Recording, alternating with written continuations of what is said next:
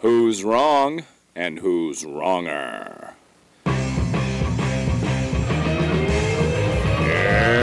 this corner, followed by Millions, James, the exploding unicorn, Breakwell. And in that corner, ignored by Millions, Steve Dash, Olivas.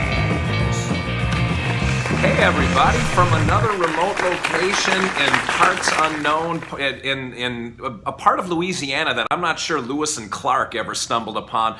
Wrong and Wronger, Steve Olivas from Shreveport, Louisiana, and the fabulous 12-story Hilton, and James Breakwell sitting somewhere in a dank office at the top of the rather abysmal Breakwell estate. How are you doing tonight, my friend? I have another bone to pick with you this week. I know that's shocking, but... What? I know. How could I possibly have something to yell at you about 2 weeks in a row? I think it's shocking I haven't had something to yell at you about 36 weeks in a row. It's kind of surprising it's only Can you believe we've been doing this for 9 months? Oh my God. If we got pregnant at the front end, we'd have a baby right now. What is wrong with us? Clearly, we have no idea how to use our free time. But yeah, how about rigging that vote last week when you arbitrarily decided a full 25% of the votes shouldn't count?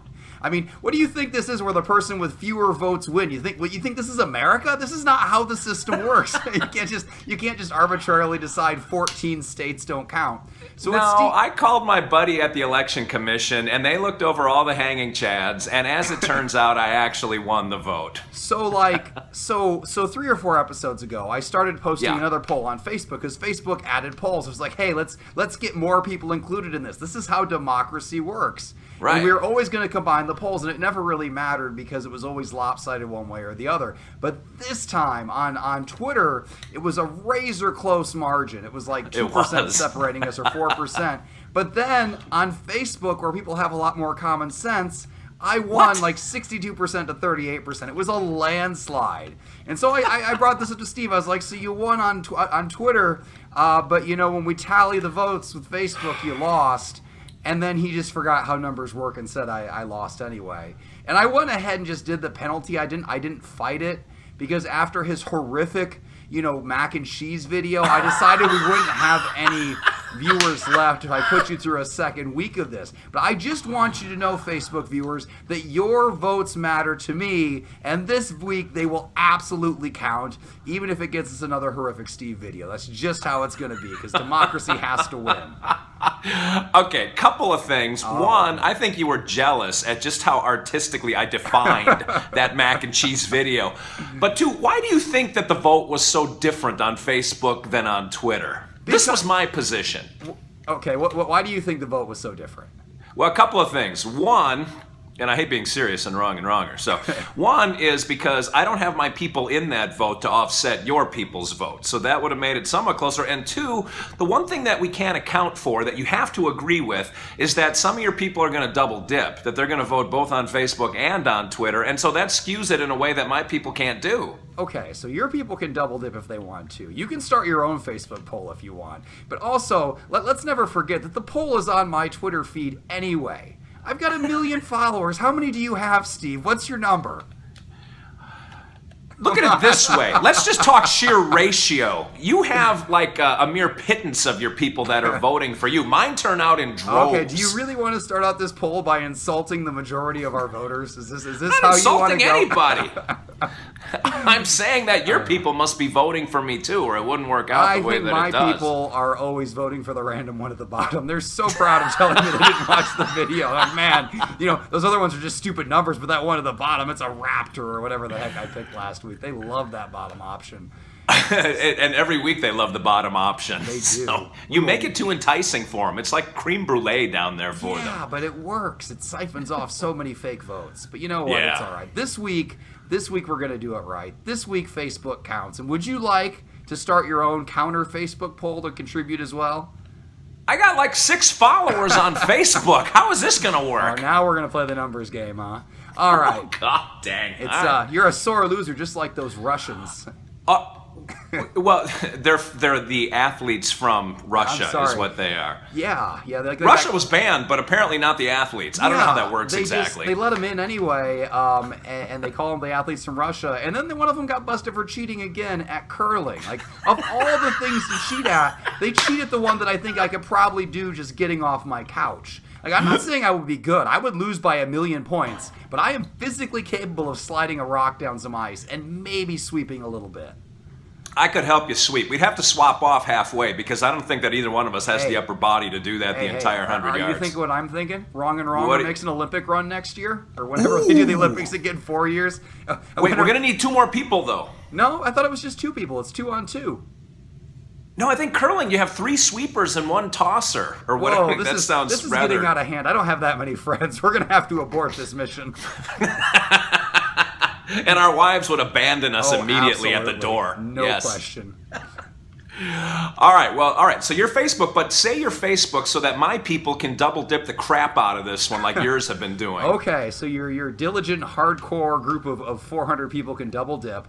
My Facebook page is Exploding Unicorn with the E. Just facebook.com/Exploding Unicorn with the E. That poll will be up there as well. So if you want to double dip, triple dip, do whatever you want. Create 16 fake identities and vote. It's okay. There's no voter ID law here. Go nuts.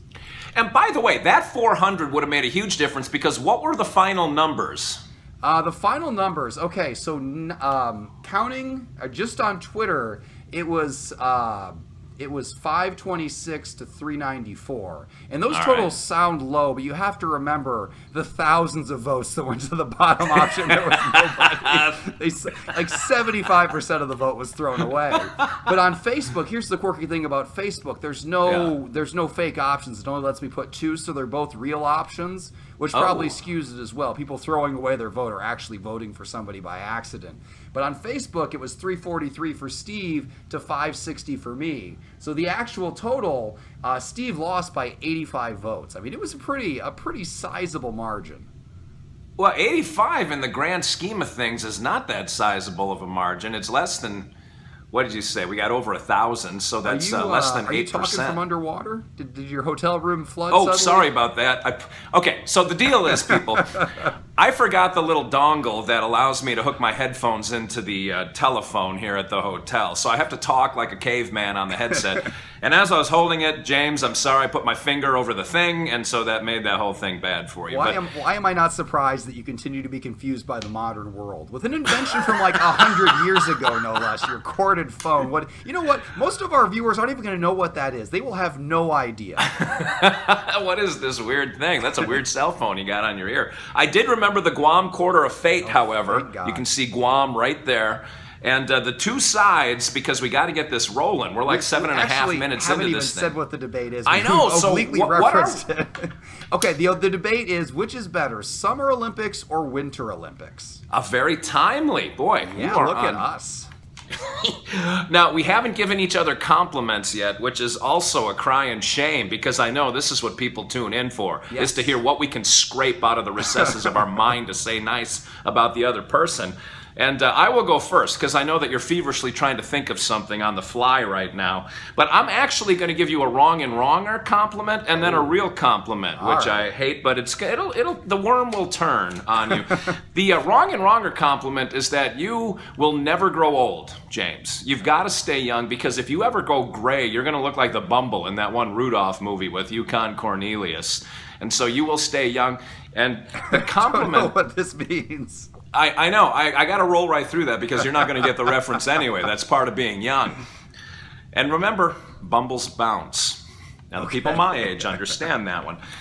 The compliment I'm going to give you for real is that video you did for the risky business dance, Tom Cruise in his underpants. That was fantastic. That was easily your best work, and I'm not just saying that, but I will say this.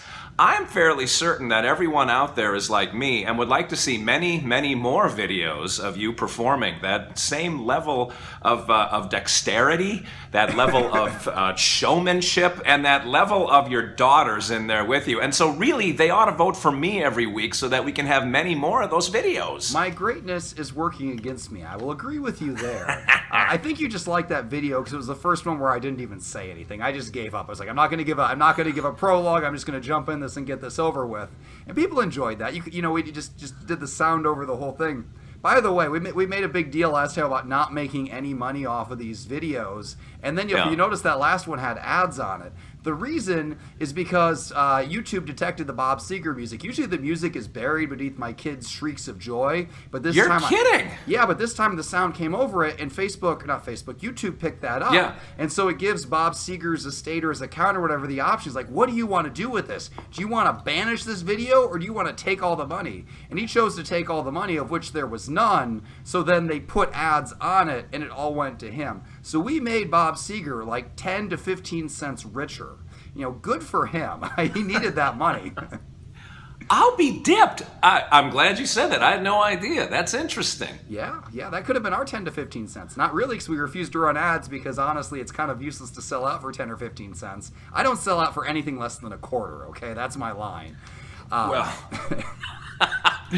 I won't bend down if it's not at least a quarter, because it's not worth the pain of the return trip back to an upright position. Your chiropractor visit would cost you at least $50. But I've got a compliment for you, too, other than your creaking back, which I guess is not really a compliment at all. Yours never are, but go ahead. I'm going to compliment you for always finding a way to overcome. Every week, every single week, you find a way to create a self-inflicted technical difficulty. Like, you know exactly which parts to bring. I've walked you through this step like 25 times and exactly what to do. And every week you find something to leave behind. And it's always something new and different. I mean, you're not going to screw up in the same way. These are new and different ones. But somehow you make it work and manage to look bad in the process. And for that, I appreciate it. So thank you for pulling through. I'm again rather confused at the end of your compliment, as I typically am, but yes, my feet are well bandaged from having been shot so many times. But somehow I continue to march on because, frankly, you're worth it. That's not true, but the fans are. Yes. And we got to be up to 5 or 6 fans by now, James. We've been doing this 9 freaking months, man. I would put it in the 7 range, at least. 7? Yeah, I'm feeling ambitious. I'm going to brag a little bit. I think we got 7. All right, we're up to like Brad Pitt, Morgan Freeman. And Kevin Spacey. Ooh, there's a topical name for you. Whoa. All right, so Summer and Winter Olympics. I have the Guam quarter of fate. Okay. I don't have the dongle, but I got a Guam quarter. What do the two sides represent? And we got to kind of run through this. Like the Summer Olympics. Heads up, Summer run like for Michael me. Johnson. Tails up, Winter for me. All right, Summer is heads. Guam quarter up. Got it. It's on my thigh because my other hand is busy. Don't take that out of context because you can't see me. It is heads. All right, I have Summer Olympics, thank God, because let's be honest, everybody hates the Winter Olympics. They are so boring. You watch it. How many times are we going to see them slide down the same stupid hill? Down they go, woo, woo, woo. Like, what does it mean? What does it mean? It's okay, you slid down slightly faster because your skis are slick. Good for you. Also, people get horrendously injured for no reason. They go and they do identical routines on that half pipe. They fly in the air, they fall down, they smack their head, and they get brain damage. And for what? I don't know. I don't know what's accomplished here. You know, you've got the real Olympics, the Summer Olympics, and then you've got the default like filler Olympics that people turn on because they're bored and football's over. That's what the Winter Olympics are. I mean, how can you possibly be excited about them? The Winter Olympics are exciting because excitement is built into almost every one of the events. Summer Olympics is running, it's swimming, it's it's putting a shot. I don't even know if the verbiage is right on that one. There's nothing really edgy or dangerous about the Summer Olympics. The Winter Olympics, man, they have an element of you could see someone die.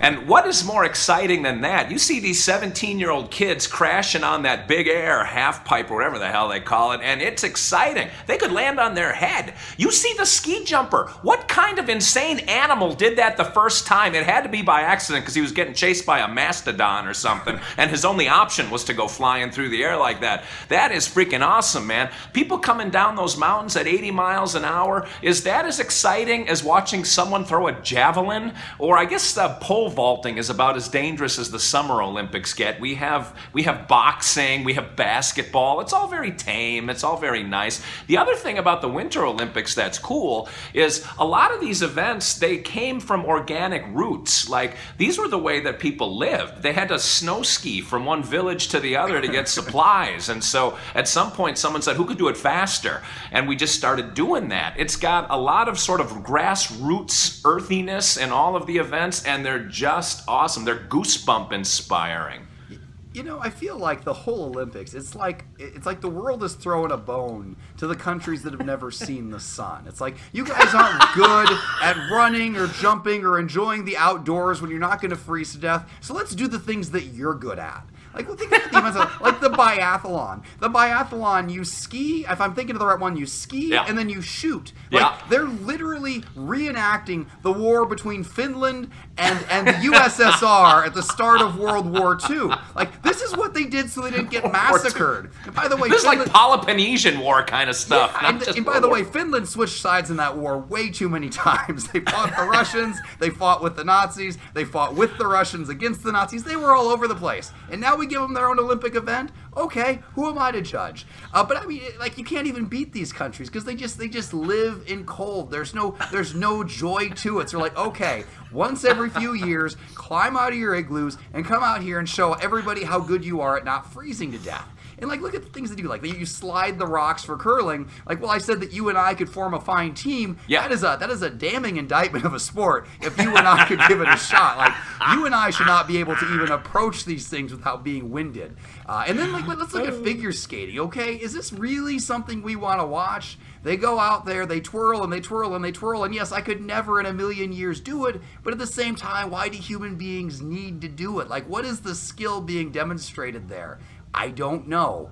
Go dance on a floor that's not made of ice. I think that would make life better. And finally, it's majestic. Oh, go ahead. Sorry, I thought you were trailing off there. I was jumping in. I'm just getting my second win. The most important thing, look at the heroes. The heroes you get from the Summer Olympics. Usain Bolt, Michael Phelps. I mean, these are people who just make you proud. I mean, even if you're not from their country, you see Usain Bolt running, and it's like, wow, this is the pinnacle of what human beings can achieve. We can all be proud of that because we all know how hard it is to run and how hard it is to swim. What do you have in the Winter Olympics? There's nobody who compares to that. There's nobody who you can look at and say, yes, I want to be them. Because rather than being any of those athletes, we would all just rather be inside and be warm.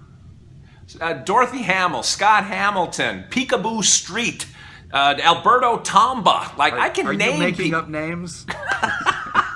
I did not say James Breakwell. I held back on that one. He's a rock star in the curling world, I'll tell you. Someday. No, we have athletes in the winter where you look at them and go, I can't freaking believe a human being did that. That's what the Winter Olympics bring. Michael Johnson running with his gold shoes, or Usain Bolt smiling as he crosses the finish line. That's cool and everything, but everybody can run. Everybody can swim. Everybody can put a shot. But not everybody can figure skate. Not everybody can curl. I dare you to try it. We have curling in Nashville now, and I could go off on how weird it is. But the point is, the Winter Olympics bring an excitement to the table, and the Summer Olympics are sort of meh, but they're interesting because NBC Sports wants to make a lot of money, so they do all the backstory, the human interest stuff to create heroes. You're only excited because you're rooting for these athletes to die. Like, I can't imagine anything worse. Never once have I watched Michael Phelps swimming and be like, boy, I hope he drowns. I think, boy, I hope he'll win. And here you are rooting for people to fall and hurt themselves. And it shouldn't take that to get you excited. And you're right, everybody can run and everybody can swim, but they can't do it that well. So when you see a guy run 100 meters or run a mile, you think, boy, what did I used to run in high school or in gym class or in college? You think, oh my God, how do I compare to this? This guy's so much better to me. Look how far I have fallen short as a person. Like, you can compare yourself. There's nothing to relate to that. You like watch a skiing or a figure skating score of like 82, and I'm like, okay, what does that mean to me? Where would I be? Would I be a 0? Would I be a 4? I don't even know. but when you watch the running, you know exactly where you fall in the order. These are relatable skills that everybody does in childhood and adolescence and sometimes adulthood. These people are us, but better, and that's why the Summer Olympics are for everybody, and the Winter Olympics are just for people with seasonal depression. Well, sitting back and saying I could never compare to that guy is what you do every week when we sit down here on Wrong and Wronger. But I got to draw this thing to a close, man. We're at 19 minutes already. We're starting to bore these people that are driving to work. Our shortest debate ever. It was shorter than one ski run, I think. That's okay. The ski runs can't get over fast enough.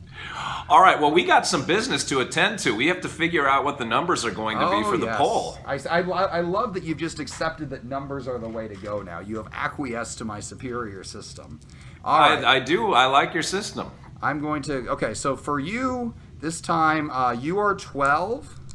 Did you actually roll the dice? I didn't even hear him hit the table. Well, I'm rolling them onto cloth. I've got so much soundproofing here so you can hear my voice perfectly that these things don't make a sound. By the way, your voice is back from vacation. It is. I still can't, go real high. I can't do any nice eagle shrieks for you, but for the normal range, it's okay. Oh, God, thank God for that. And I'm 43, so 12 for you, 43 for me. All right, Terry Bradshaw for me. And then 66 for the fake one. And I will think of something amazing for the fake option so that everybody on Twitter can vote for the wrong one. And then this poll is also going to be up on Facebook. So double vote all you want. So add Exploding Unicorn for the main poll.